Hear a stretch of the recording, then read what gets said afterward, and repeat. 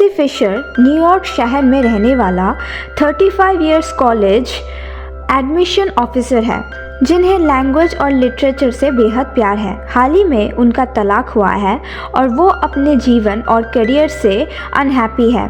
उनका मानना है कि उनके जीवन का सबसे सुखद समय ओहियो के उनके एक अज्ञात लिबरल आर्ट्स कॉलेज में बीता, जहां वो अपने जैसे बाकी स्टूडेंट्स के बीच बिना किसी रुकावट के पढ़ाई कर सकते थे।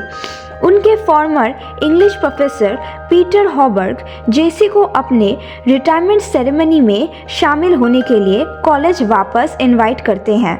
वहां जेसी की मुलाकात 19 साल जीबी से होती है, जो नाटक की पढ़ाई कर रही सेकेंड ईयर की स्टूडेंट है और पीटर के दोस्त की बेटी है।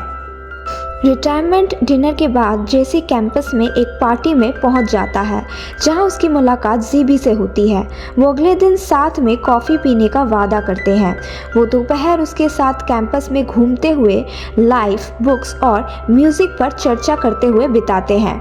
उसकी मुलाकात अपने पुराने रोमांटिक टीचर जूडिथ फेयरफील्ड से भी होती है, एक ऐसी महिला जिसकी वो लंबे समय से प्रशंसा करता रहा है, और वो एसेंट्रिक नैट और डीन से भी मिलता है, जो एक ब्रिलियंट लेकिन डिप्रेस्ड स्टूडेंट है और जेसी की तरह हमेशा अपने साथ एक बुक रखता है। जेसी के जाने से पहले जीबी हाथ से लिखे लेटर्स के माध्यम से संपर्क में रहने का रिक्वेस्ट करती है और वो एक दूसरे के करीब आ जाते हैं।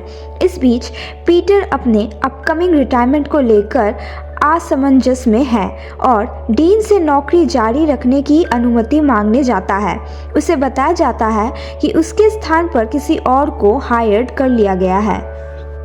जीबी जेसी को कैंपस वापस बुलाती है और उसके लिए अपने मन में भावनाएं जाहिर करती है।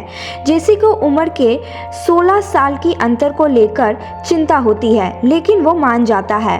वो साथ में समय बिताते हैं और एक दूसरे को किस करते हैं, लेकिन जब पीटर उन्हें साथ देखता है तो वो जेसी को अपनी उम्र के लड़कियों से डेट करने के लिए इनकरेज करता है।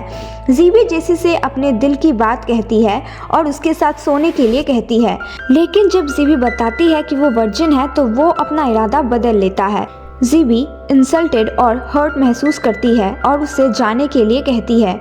जेसी एक बार में जाता है जहां उसकी मुलाकात फिर से फेयरफील्ड से होती है। वो एक रात साथ बिताते हैं, लेकिन बाद में वो उसे ग्रो अप होने के लिए कहती है और उसे बाहर निकाल देती है। इसी बीच जीबी एक पार्टी में जाती है और अपने एक क्लासमेट को किस करती है। जेसी जीबी से दोबारा मिले बिना चला जाता है, लेकिन पीटर को अलविदा कहता है। जेसी न्यूयॉर्क लौट आता है और कुछ महीनों बाद जीबी को फिर से लेटर लिखता है। वो उसे दुख पहुंचाने के लिए माफ़ी मांगता है, कहता है कि वो उसे याद करता है और अपने विकास में मदद करने के लिए उसे क्रेडिट देता है। उसकी मुलाकात एना से होती है, जो उसकी ही उम्र की एक बुक सेलर है और किताबों से उसे भी उतना ही प्यार है। डीन को ड्रग्स के ओवरडोज से आत्महत्या करने से रोकने में जेसी की मदद के बाद वो उस युवक को सलाह देता है कि वो किताबों की दुनिया में छिपना बंद करे।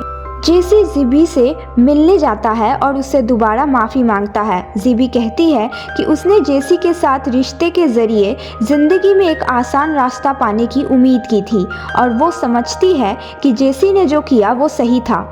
जेसी घर लौट जाता है और जीबी के साथ अपना लेटर लेन देन फिर से शुरू कर देता है। फिल्म के अंत में जीबी लेटकर songs of innocence end of experience पढ़ने के सीन से होता है, जो उसे जेसी ने कुरियर से भेजा था, और एना जेसी के छाती पर लेटी हुई है। यहाँ दोनों बुढ़ापे के बारे में खुशी खुशी बातें कर रहे हैं।